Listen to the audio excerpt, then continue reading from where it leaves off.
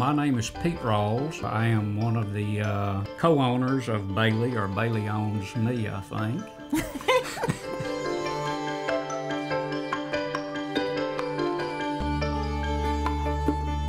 I'm Martha Rawls. I am a recently retired high school counselor, and now I spend lots of time with my two Mastiffs, Bailey and Eve. And Bailey and Eve both are therapy dogs. You know, some people say, well, oh, she's a seeing eye dog. No. A therapy dog is what I call a feel-good dog. They're strictly there to make you feel better, to love you. She's logged, what, 434 visits, and each visit is a nursing home. And each one, it may be anywhere from 75 to 150 people. She's around probably 900 to 1,000 people a month. One day, I was at a nursing home. I noticed that she was on her left front foot. She just didn't want to put it down. I immediately took her to the vet. This was on a Friday.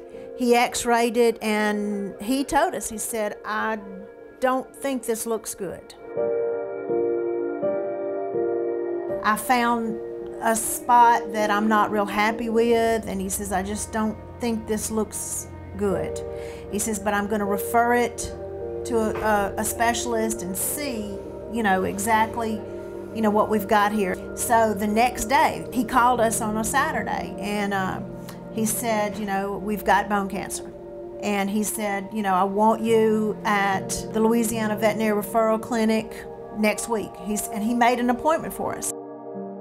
Osteosarcoma is a primary tumor of bone cells. It's the most common tumor we see in bones of dogs, and it is one that is difficult because it tends to be very invasive to the bone and painful, and also has a really high rate of metastasis to the lungs. We always prepare owners that the most aggressive treatment is to treat the primary tumor with surgery, and most often on the limbs of dogs, surgery means amputation. And then we follow that up with chemotherapy to try to slow the process of metastasis. And she had surgery, I think it was the next day after I met her. Bailey is a Mastiff, and she's a large dog. And they were very concerned about removing her front leg because Mastiffs carry their weight in the front. The different doctors got together and determined that yes, without question, she would be able to handle it. But it was not because of anything medically. It was because she kept licking them to death. And they knew that she wanted to live.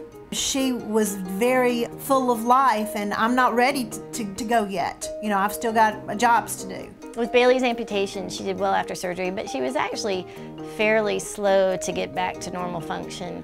Of course, it was sad to see her struggling to walk and falling down, and taking a step and falling down. It was just all you could handle. You know, I said to myself, I don't know if we did the right thing. This is tough, but Dr. Liz and them were right. She got over it. She learned how to handle herself and to get around, and she's enjoying life now. Right.